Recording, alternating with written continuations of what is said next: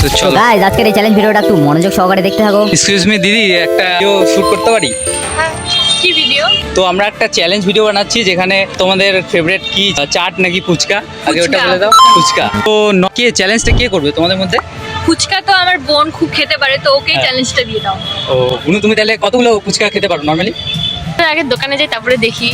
আমি খেতে পারবো, তোমার কাছে আমি ভিখারি বানিয়ে দিব।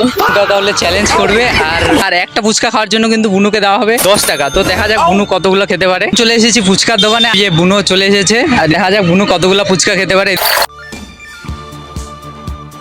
আর বুনু কিন্তু 13টা ফুচকা খেয়ে ফেলেছে, তাও দেখতে পাচ্ছ বুনুর মুখে কনফিডেন্ট কত, আরো মনে হচ্ছে অনেক ফুচকা খেতে পারবে।